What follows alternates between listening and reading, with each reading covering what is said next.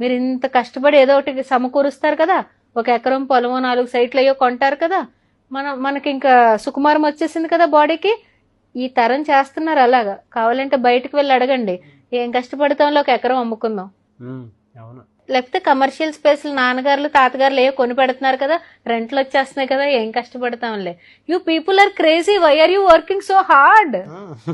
అంటే తల్లి తండ్రి పడే కష్టం, పెయిన్ తెలియకుండా ఈరోజు పిల్లల్ని పెంచుతున్నాం.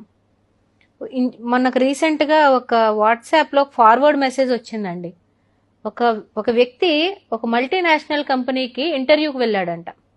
వెళ్తే అక్కడ హెచ్ఆర్ రిక్రూటర్ అడిగారంట, ఇది చాలా పెద్ద company, you are very qualified for everything, నువ్వు జాబ్లో హ్యాపీగా జాయిన్ అవ్వచ్చు, 20 లక్షలు నీ ప్యాకేజ్, కానీ మీ ఫ్యామిలీ గురించి ఒక్కసారి డీటెయిలింగ్ చెప్పు అని అన్నాడంట.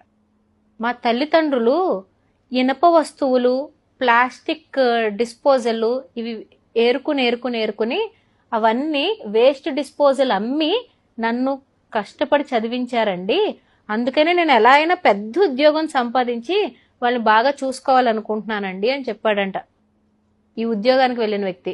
నీకు ఉద్యోగం తప్పనిసరిగా ఇస్తా, కానీ ఒక చిన్న పని చేసి పెడతావా నాకు అని అడిగారు. సరే ఏమన్నా చేస్తాను సార్ అన్నాడు. ఒక 3 రోజులు మీ అమ్మగారు నాన్నగారితో పాటు వెళ్ళి వాళ్ళు చేస్తున్న పని 3 డేస్ చేసి నువ్వు 4th డే రా, నేను నీకు జాబ్ ఇస్తాను అన్నాడు.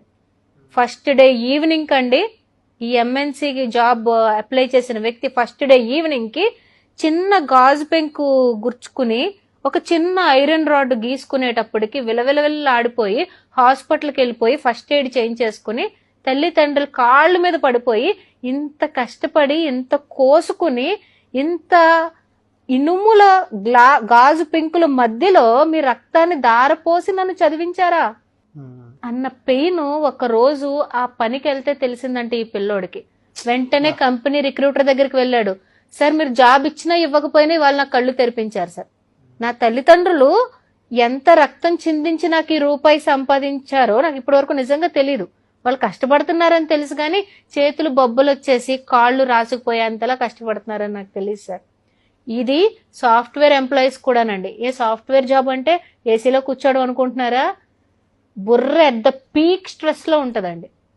4 బస్తాలు ఇసుక మోసినప్పుడు ఉన్న ఫిజికల్ కష్టం ఎలా ఉంటుందో సాఫ్ట్వేర్ లో ఒక చిన్న బగ్ ఎంటర్ అయినప్పుడు బుర్ర మీద అంత ప్రెషర్ ఉంటది. మరి ఈరోజు పిల్లలు అమ్మకి నాన్నకి ₹1,00,000 జీతం పడితే జొమాటోలో ఆర్డర్లు చేసుకుంటారా? అమెజాన్ లో కూర్చుని గేమ్స్ కొనుక్కుంటా ఉంటారా? ఈ కష్టం పిల్లలకు తెలియాలి కదండి. It is not easy. ₹1 సంపాదించడం ఏమి ఈజీ కాదు. అలాంటి కష్టాలు తెలియకుండా ఫ్యూచర్ రెడీనెస్ చేయకుండా చిన్న దెబ్బలకి ఊరికి తలుపు సందులో ఏలు పెట్టడానికే భయపడిపోతా ఉంటే రేపు పొద్దున్న ఇంత పొల్యూటెడ్ సొసైటీని ఎలా ఎదుర్కొంటారు? బిడ్డ ఎక్కడున్నా కూడా బురదలో ఉన్న తామర పువ్వులో ఉండాలని కోరుకోవాలి. వెళ్ళాలి, బురదలో పాడేయాలి, కానీ మన పిల్లోడు తామర పువ్వులా ఉండాలి. మన పిల్ల అలా వికసించాలి. అంతేగాని అసలు బురదలోకే ఎంటర్ అవ్వకు, ఫ్రెష్ వాటర్ లో ఉండు, మినరల్ వాటర్ పోస్తాను, హిమాలయ వాటర్ తాగు అంటే where will they sustain? Future is not easy. Future is not at all easy. అమ్మేసుకుంటా తినేస్తానంటే అయిపోతుంది. 6 సంవత్సరాలు 5 సంవత్సరాలు మొత్తం అయిపోతుంది. తర్వాత దిస్.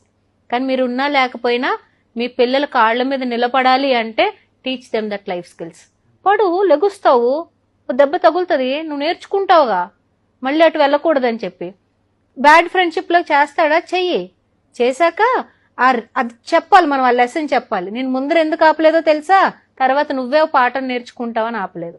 అలాంటి రోజు మీ పిల్లోడు మీ దగ్గరకు వచ్చి బాధపడి నన్ను క్షమించు నానా, నువ్వు అప్పుడు చెప్తే నేను వినలేదు నిజం అన్నప్పుడు పర్ఫెక్ట్ లైఫ్ లెసన్ వచ్చేసినట్టు.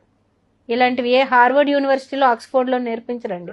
అడుగు బయట పెట్టాలి, కష్టం పడాలి, ఒకసారి కింద పడాలి, పైకి లేవాలి, తప్పేంటో తెలుసుకోవాలి.